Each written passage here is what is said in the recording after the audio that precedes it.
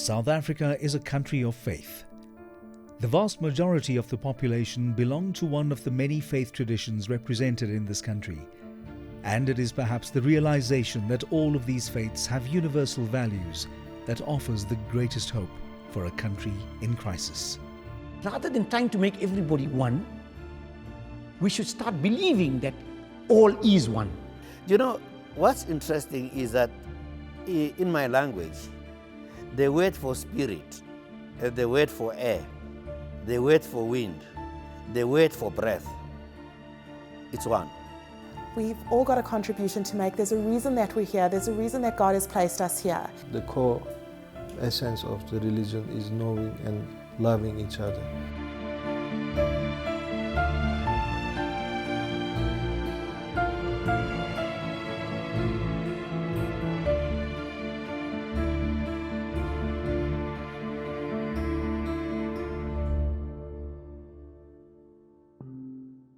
While South Africa is faced with many problems, religious conflict is not one of them. It could be said that we have what is quite possibly the most cooperation and interaction between faith groups of any country in the world.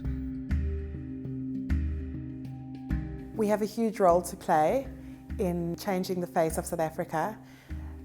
Just being kind to each other and just making sure that we all are here to perfect our part of the world that we were given to perfect.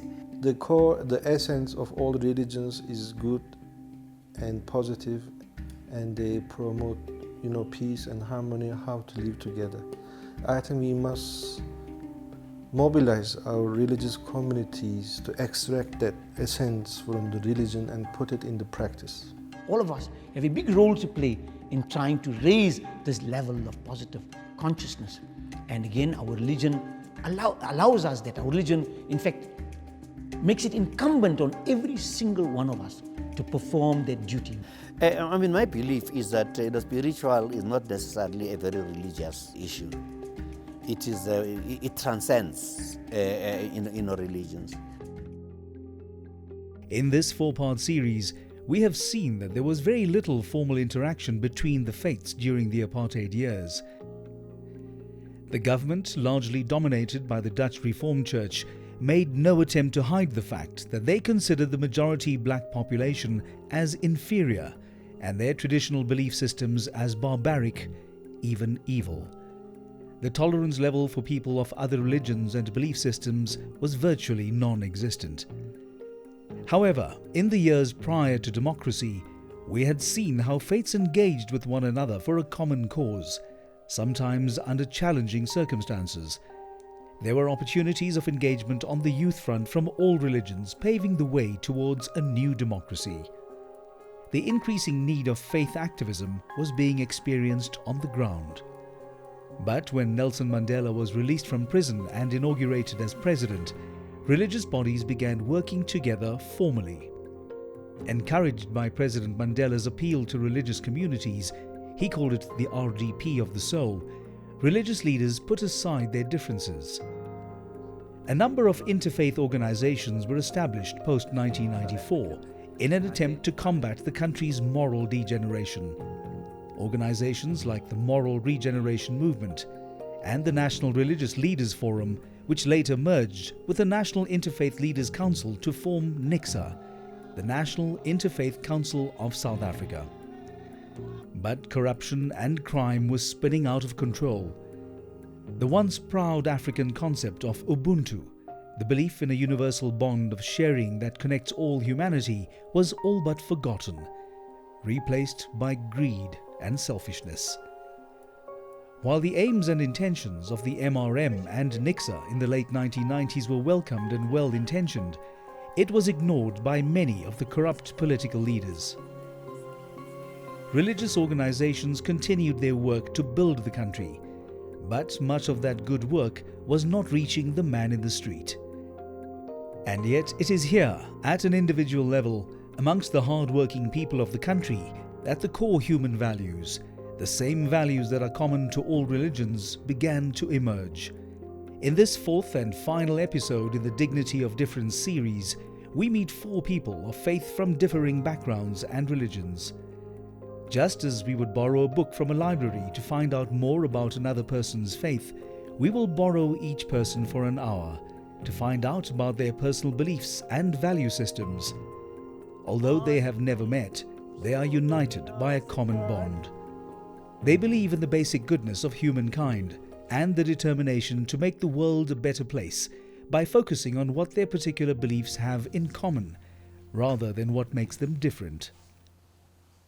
It's about serving God and all of our ancient traditions and trying to bring them alive in a modern world and in a modern way into our everyday practical life. Casey Cheval was born into an Orthodox Jewish family. Together with her husband Ayel, she strongly believes in and lives according to the values and teachings of her faith.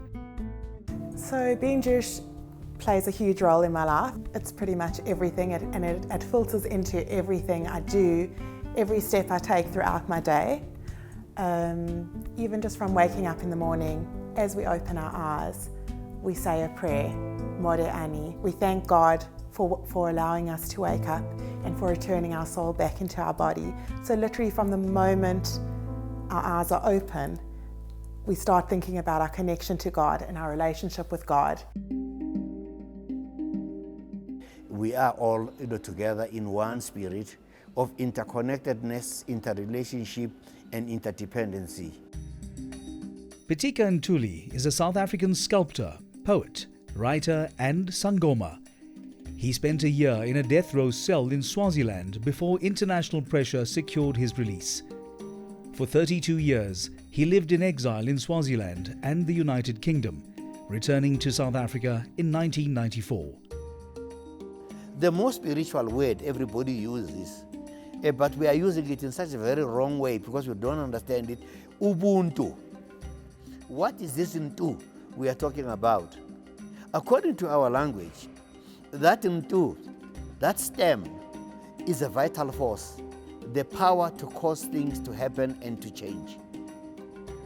You put in Mu in front of that Ntu, you get Muntu, which means a human being. A human being is a change agent, the one who possesses the power to cause things to happen and to change. We have a dharma, that duty, that notion of following a righteous path. And the righteous path is always that path that leads to harmony. Dr. Raj Kolopan is a medical doctor in Laudium near Pretoria. He lives his life according to the Hindu belief that everything in the world is connected. In Hinduism, we don't have this concept of equality. Oneness is in fact higher than equality. We are striving for women's rights these days, or men's rights, or employers' rights, and so on. When we understand that there's a oneness in the world, that underlying everything and everyone, there's a commonality, there's some common goodness that exists in everyone, then this idea of superiority or inferiority falls away. Because no one, not a single person, is inferior or superior. But we make the distinction that although we're not inferior or superior, we are different. And we need to celebrate that difference. Our Creator said in the Quran, so we created you in the nations and the groups that you may know one another. And it's an order, obvious order for me from Allah to know and interact with other people from other faiths, from other communities. So other than my job, so as a Muslim, I think it is very critical for me to interact with the other faiths. Ayan Chetan is originally from Turkey.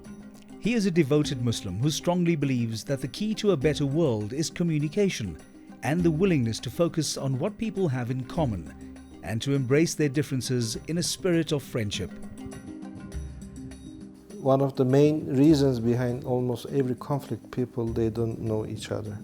So they have their own perceptions about each other and they, act according to their perceptions.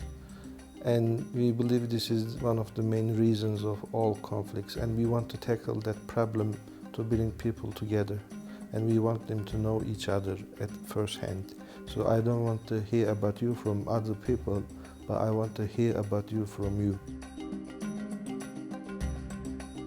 4 different religions, 4 different people who have embraced their differences and have one common goal of making the world a better place.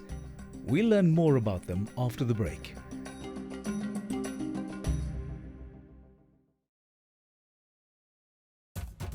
I kissed the fragrance of dawn in a night of electric storms uprooting trees in Malahleni. I inhaled coal smoke and flames. Today I breathe fires of poetry in my land. I was caressed and blown by winds of exile. There I learned to crawl on my stomach like a viper. I hallucinate sculptures, dream paintings and shed ideas as trees shed dead leaves in cactus land.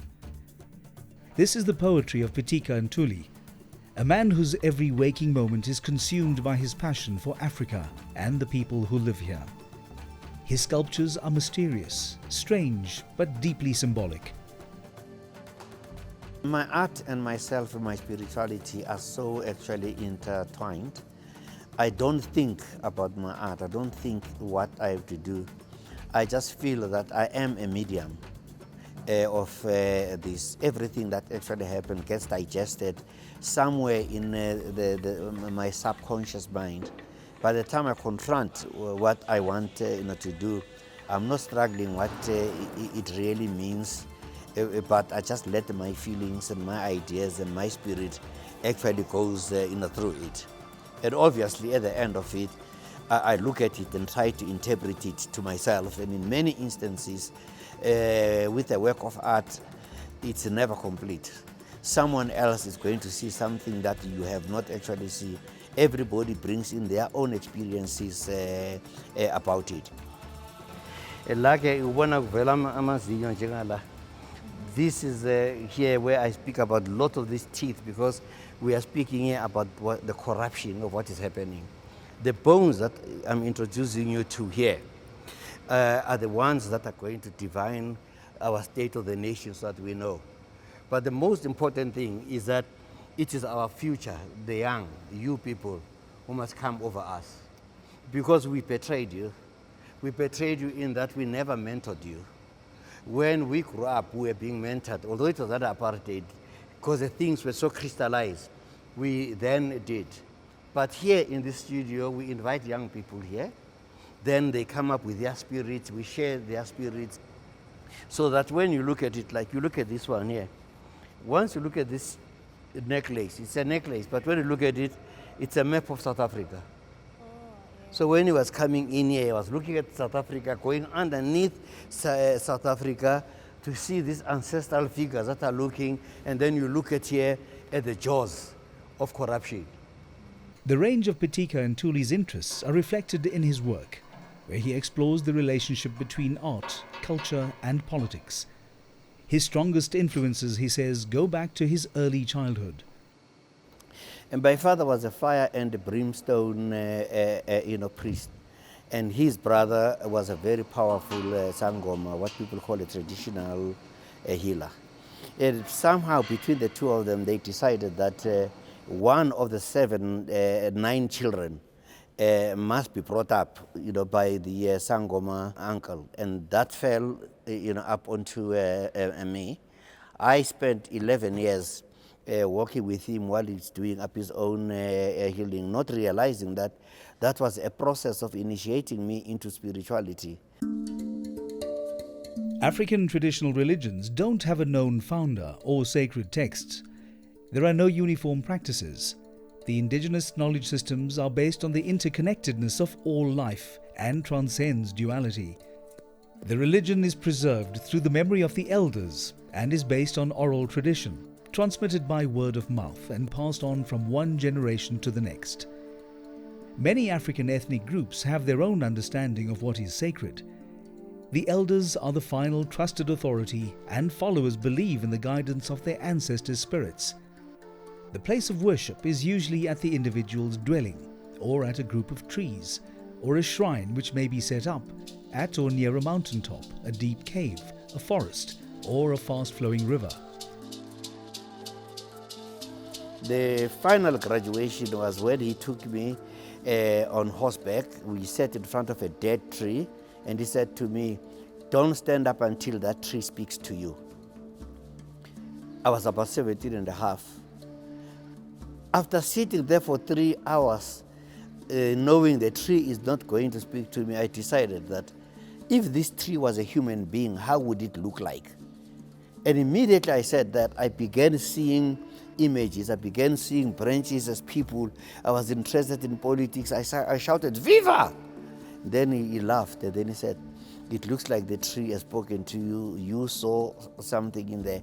I didn't realize that that was the beginning of all the works that you actually see in front of me. 51 years after that, I realized what he was saying. He was saying, sit in front of this tree with a blank slate, forget everything that you know, and then start afresh. It took me 51 years to learn that singular lesson. And that's one of the lessons that strengthened my spiritual interest. Nina bakantuli bomhlalo kwanambala bonduli zimbude lanelanga boqaba qongo bohlokwe mamba ugodwana kondawo silapha ke thina ke nabomyeza awuzazikhulumela nayo umyeza umyeza umzukwase umbanga zithathwala beziswana bengakathwali siyabonga kakhulu Siyabonga. By the time I was 18, I was beginning to read the Upanishads, I was beginning to read the Bhagavad Gita, I was beginning to know something about Krishna. Because it was also what you called Indian, then Muslim culture came in. So from within the perspective of indigenous knowledge systems of Africa, that account on interrelationship, interdependencies, and interconnectedness, then I'm able to work with all variety of cultures. But my very basic things is indigenous African knowledge systems. The birth of the spirit comes siyathokoza. Love is the essence of creation. In a world which is overpolluted by evil, if there is something that is left untouched and clean, that is love. These are the words of Fethullah Gülen, a Turkish Islamic scholar, preacher and poet. It is from his teachings that the Turquoise Harmony Institute inspires its endeavours to contribute to meaningful, inclusive, peaceful and sustainable coexistence among all global communities. Turquoise Harmony Institute is a South African registered NGO, which I am the executive director of it. And it has been working since 2006. I think, the cooperation of all religions for the betterment of the humanity is crucial. And that's why we decided to set up something like that. And what is our main objective is we want to promote, how to work together. And we want to look for opportunities to work together. And to work together, I think the first and important step is to know each other. And that's why our motto is so we may know one another. Fethullah Gülen said, "Love is the most essential element of every being, and it is the most radiant light, and it is the greatest power, able to resist and overcome all else. Love elevates every soul that absorbs it and prepares these souls for the journey to eternity. Souls that have been able to make contact with eternity through love exert themselves to inspire in all other souls what they have derived from eternity." One of the main objectives of Turquoise Harmony Institute is to look for platforms and opportunities to work together. So we want to tell them and tell everybody else we have more similarities than the differences. And if you want peace and if you want to work peacefully, I think the focus must be on our similarities. In his book Criteria, or Lights of the Way, Fethullah Gülen says, "Be so tolerant that your bosom becomes wide like the ocean. Become inspired with faith and love of human beings. Let there be no troubled souls to whom you do not offer a hand and about whom you remain unconcerned." And the interfaith component of Turkish Harmony Institute is very important for us. That's why we work with other religions and other religious institutions. And the Nizamiya Mosque is one of the institutions that we work together. And as a Muslim, it is easy for me to be there and be part of the mosque. And we working together for promoting mutual understanding through interfaith dialogue. The Nizamiya Mosque is the biggest mosque complex in the Southern Hemisphere. Construction was completed in 2012. It was designed in Turkey and adapted by a South African architect. The style was based on the 16th century Ottoman Selimiye Mosque in Turkey. Inside the mosque are authentic Turkish ceramics on the walls and calligraphy on the ceiling. The dome is patterned with Turkish art, and the custom-made carpet below is a reflection of it. Up to 6,000 people can be accommodated within the facilities of the central prayer hall. So I've been here in South Africa since 2002, coming from a Muslim-dominant country in Turkey. And being in South Africa and being a member of that diverse society here, actually personally it broadened up my perception towards other people, and it helped me to understand myself in other words, because when you see different people, then you have a chance to compare yourself with the others. I think it was a great opportunity for me, and I never had an issue with my own identity. That's why I say I'm proud of South African, and I always say I'm more South African than Turkish now. And I really admire how people respect each other and how they practice this respect in their lives. Fethullah Gulen says, interfaith dialogue seeks to realize religion's basic oneness and unity and the universality of belief.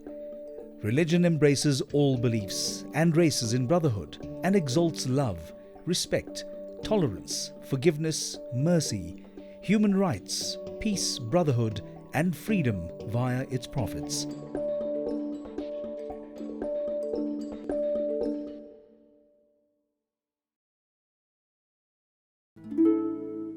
South African-born Rabbi Moshe Miller is a prolific author and translator with a deep understanding of modern-day challenges and the application of Kabbalah as a guiding light in navigating life's complexities. He writes, "There is one infinite creator, the cause of causes and the maker of all. The creator is actually within everything, and everything is within him. He is the beginning and cause of everything. The creator does not change, and therefore one cannot add or subtract from him." I love learning about other religions. I love learning about other cultures. I think that's so fascinating. We're so fortunate to have that in our country, and I'm always looking to learn more about other religions. Casey is the mother of 4 energetic young boys. Like any mom, she has the daily task of getting them ready for school, dropping and fetching them, and preparing healthy meals for their rapidly growing bodies. Being a Jewish mom, I probably feed my children more than I should. And I'm a big feeder and a big nourisher, and I love that. That's a big way of how I show my love, and probably to my husband as well. But I think our children are given to us as a huge test for our spiritual growth and development. And I think there's no by chance that you are given a specific child that pushes your buttons a specific way. I think the reason that we're given our children is because those are the areas that we need to grow in, and for whatever reason, and those children are going to teach you exactly how you need to manifest that growth.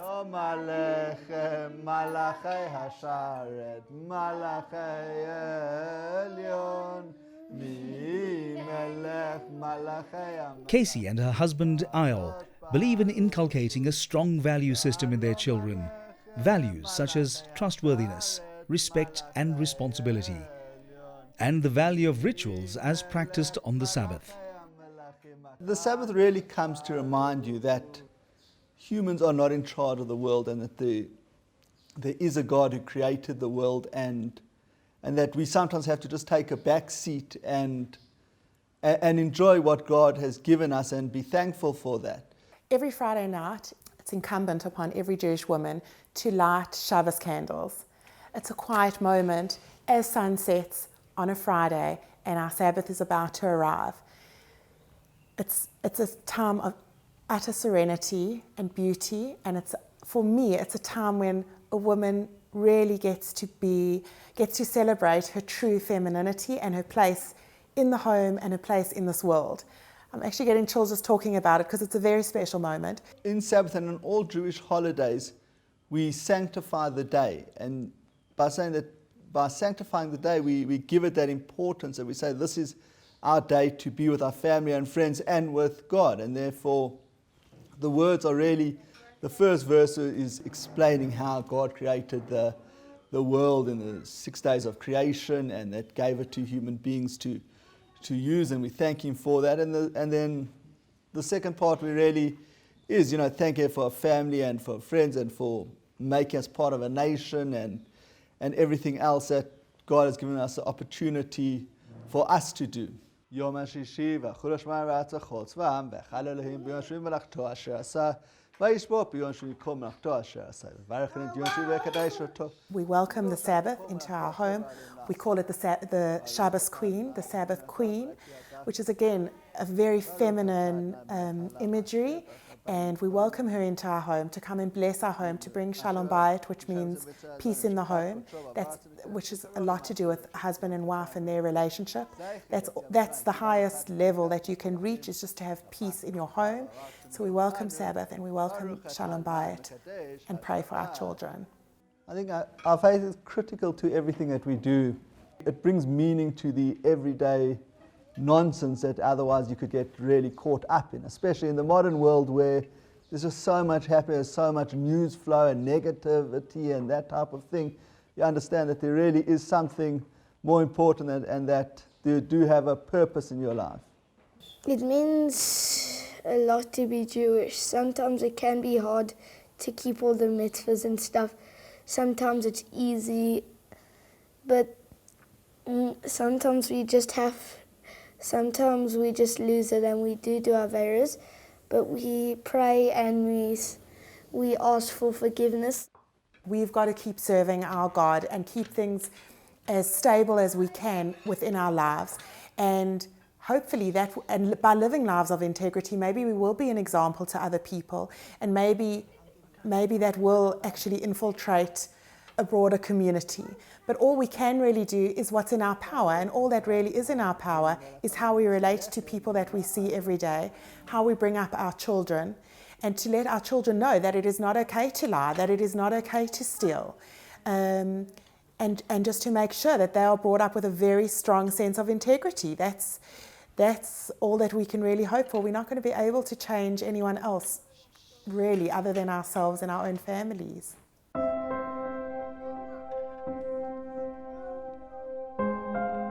Casey says she is a mother and wife first and foremost, and will do anything to encourage a spirit of caring and sharing. That should be enough to keep her busy all day, but she runs a business from home too. I'm a matchmaker and a dating coach, which means that I meet people over a cup of coffee and we discuss what it is that they're looking for. We discuss past relationships, where they've gone wrong, maybe where they've gone right. And often it's a discussion about unrealistic expectations of what a marriage partner actually should be and can be. For me, it's incredibly important for Jews to marry within their faith, for Jews to marry other Jews. And in order to just keep our traditions alive, in order to keep the chain going, our ancestors have fought so hard to make sure that Judaism carries on and that chain is not broken. The Jewish marriage contract, the ketubah, states that he who has found a wife has found good and has obtained favor from the Lord. I really love people, and I know that the dating world is a really difficult place to be, and I just want to make it easier for people. The world is in such turmoil at the moment, and there's such an energy of conflict everywhere you go. And I really believe that is why people are finding it so difficult to find their better half, to find their soulmate, because in a world of so much conflict, the energy is just wrong for people to come together. And sometimes I get it and sometimes I don't, but I'm always trying. When a man and woman unite in marriage, their personal union draws its power from the cosmic marriage that underlies the whole of existence. The bonding of the divine masculine and feminine energies emerging from the Creator's infinite light to generate existence, a world, and life.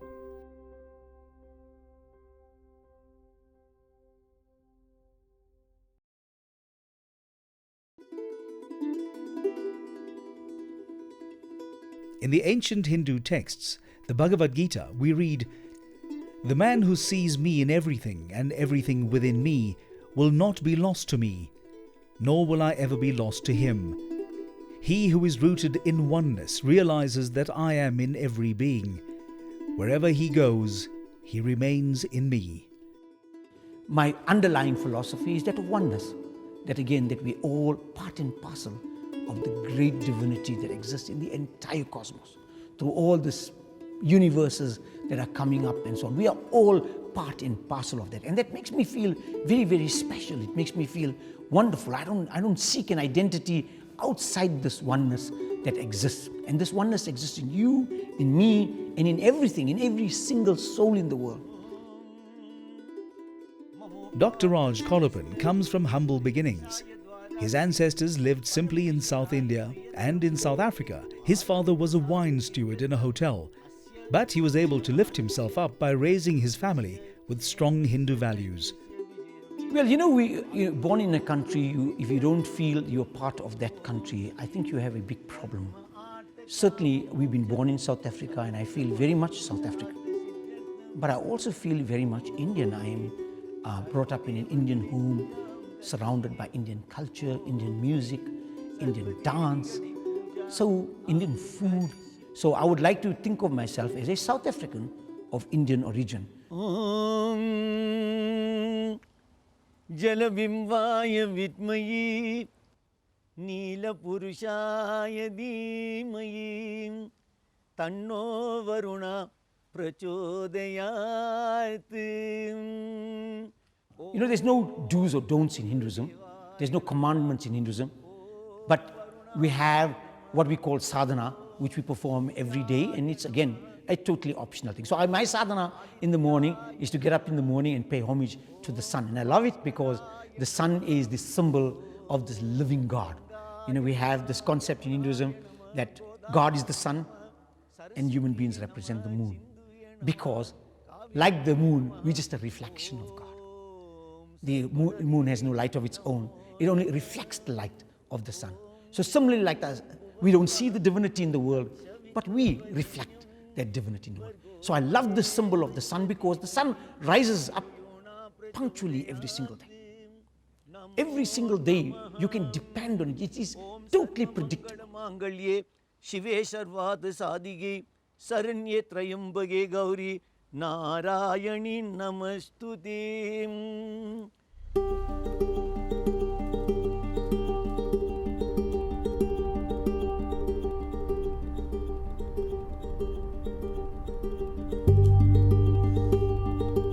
Raj Kolapan realized the need for worship for the community, as well as a space for devotees to reflect on prayer. Every day he travels to the magnificent Sri Ayyappan temple in Erasmia, not far from his home. Dr. Kolapan was the driving force behind the design and building of the temple. The temple is built in the form of a human being, dimensionally correct. There's a sastra or scripture that tells us how to build a temple. The temple is dedicated to Ayyappan, the Hindu god of growth, who is particularly followed in Kerala and some other parts of South India. Ayyappan is a male god who is said to be a child of Shiva and Mohini, the female incarnation of Lord Vishnu. Raj Kolapan says that for Hindu devotees in India, particularly in past centuries, the temple was the center of their daily lives. It provided a place of refuge, of hope, inspiration and encouragement. When the first Indian indentured labourers arrived here in the mid-19th century, there were no temples, and many suffered from a sense of loss, as if the very core of their existence had been taken from them. But it wasn't long before they began building their own temples. The first South African Hindu temple was built in Durban in 1875. Over the next century, hundreds more were built throughout the country. Many are adorned with ornate carvings and images of the Hindu gods. Hinduism creates the opportunity for one to worship one's chosen deity, or Ishta Devta. The temple provides a sacred space for prayer, as well as inner reflections or meditation, a space for inner transformation. Everything in Hinduism is not about a god. Hinduism is about how to live. In fact, it's really not, you can't even call it a religion because we don't have a centralized body. We don't have one founder. It is a way of life. We are a principle-based religion that you have to live by these few principles. And these principles are that you believe in one God, that there is a concept of duty. Everything, like salt has a duty to provide this salinity, water has a duty to fertilize, fire has a duty to burn, human beings have a duty to love. One of the core principles of Hinduism is the concept of seva, selfless service, or karma yoga, a universal concept which involves performing acts of kindness without any expectation of reward. And it is the opportunity created for one's own personal growth and mastering of one's senses. Some believe that seva alone is the path to spiritual enlightenment. While seva is embedded in Indian traditions, the concept is actively promoted by all the different cultures and faiths. So at certain times of the year, we involve ourselves in different charities within the community. And what we're starting this year is we're doing a drive for, we're calling it Donate That Dress. And we're going to create an exquisite shopping experience for girls and ladies in the community who cannot afford to go to the shops and buy a new dress for the Jewish festivals. We've got beautiful, almost new and some brand new dresses donated, and they can come and just in a beautiful environment choose something lovely so that they can wear it to synagogue and not feel any different to anybody else that's there. So we're very excited about that. While charity in the form of helping the less fortunate with physical goods is important, Casey believes that the area in which we can make a true and lasting difference is by taking the trouble to listen to what other people have to say. Many people are so self-absorbed in their day-to-day lives that when one needs help or assistance, few hear the cries of help. When you walk into a room, what do you bring to the room? What do you bring? What are your specific gifts and talents? Are you able to make someone feel great about themselves?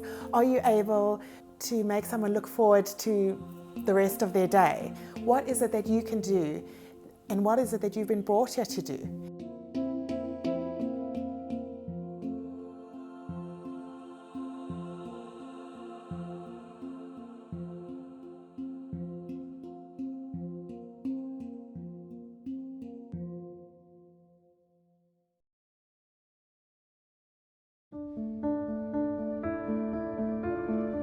Nelson Mandela said, "Never, never, and never again shall it be that this beautiful land will again experience the oppression of one by another."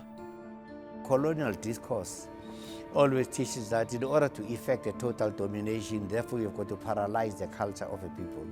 Paralyzing the culture of the people, you have to disregard their religion, their education, and all their kind of institutions. What apartheid did to us, it had a feeling or had the lasting impression of making you feel that you were less worthy, that you were less than what you were capable of doing. They succeeded in a great deal to alienate us, from our own traditions and our own belief systems. If any good can be said to have come out of the struggle years, it is that people of different faiths began to unite in resisting the common enemy of apartheid. They began to see that they weren't so different after all, and religious freedom gave them the chance to interact in ways that was impossible in the past. As a Hindu today in South Africa, I celebrate the concept that we have this religious freedom in this country. But we need to, all of us, not only Hindus, but every one of us needs to play a part in actually trying to mend the problems that apartheid has created. I feel like historically the Jewish people have not really been threatened in South Africa or felt threatened. We've always been able to freely serve our God and serve our religion. We don't have a history of severe anti-Semitism in this country. We need to know the value of what we have in South Africa as Muslims, because when you go to other parts of the world, you hardly find Muslim community practicing their religion very freely like in South Africa. Whatever circles we are in, we need to breathe the seeds of positivity that we can, we must, we will, we shall. And then when we can do that, this will spread to others. But it is true that leaders have a great responsibility. I mean, leaders, the lion has never been crowned the king of the jungle because somebody came and put a crown on the lion. The lion's behavior gave him that status.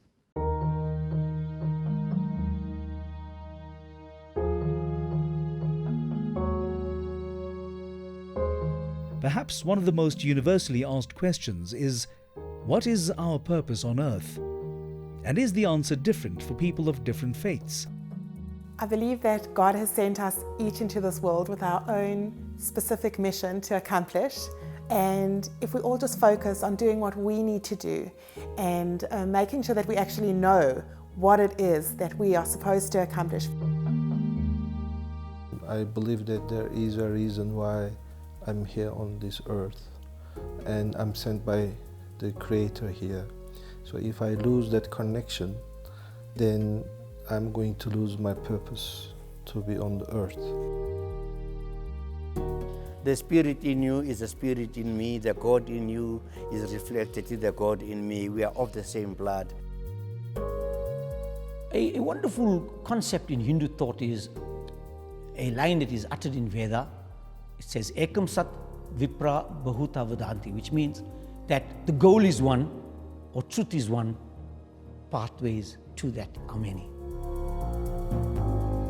We learn actually in the Bible when the sea split for the Jewish people and they were leaving Egypt and they were going to the promised land. The sea actually didn't just split in half, it actually split in 12 different divisions, and all the tribes walked through on dry land, and the walls next to them was just water. And what you can learn from that is that we're all walking the same path. We all want the same things. Yes, there needs to be division. Yes, we're all walking in a separate way, but we're heading towards the same goal and we're heading towards the same destination, and we all need to make sure that we can see each other through those walls. Dr. Colopin says that religions and belief systems can provide some guidance in giving us direction, but the core message is what we experience deep in our own hearts. Religion is that which others tell you what to believe in. Spirituality is what your own experience tells you what to believe in. And once you have drank from that fountain of joy, that fountain of bliss, that fountain of oneness, then there's a nothingness. You don't want to prove yourself greater or better than anyone else. You understand that all is just one.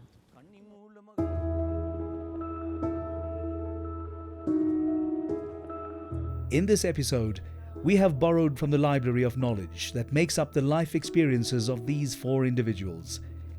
Each have great reverence for the teachings of their respective faiths, but they have all gone that one step further. Rather than blindly following what their religions tell them to believe in, they have experienced the true meaning of the teachings. Perhaps herein lies the secret to restoring good values and ethics in a country that is badly in need of it.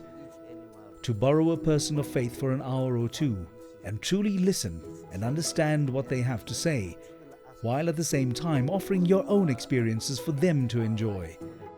Knowing each other and loving each other is the key, but saying that is very easy. It requires effort, very strong effort to achieve that. we need to live lives of integrity and honesty. And we need to teach our children about integrity and honesty, regardless of what's going on around us, regardless of the corruption that we see, regardless of the walls that may be crumbling around us. We've got to keep our faith.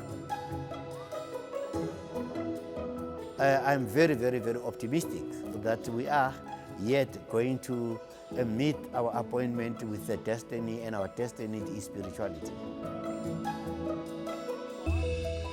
There's a great problem in trying to create uniformity in the world when there is just diversity everywhere.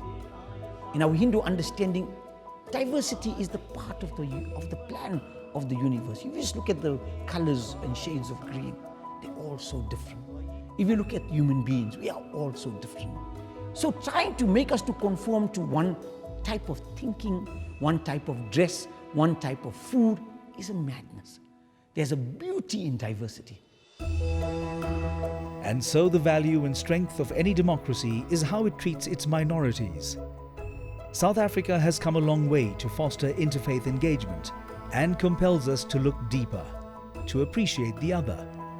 At the core of the individual is the potential for the whole. In the Baha'i faith, it is said, "Consider the flowers of a garden. Though differing in kind, color, form and shape, they are refreshed by the waters of one spring, revived by the breath of one wind, invigorated by the rays of one sun. Yet this diversity increases their charm and adds unto their beauty." In the same way, humanity, with its different hues, colors, forms and shapes, enrich and adorn one garden, thus recognizing our special and unique spiritual heritage, affirming the dignity of difference.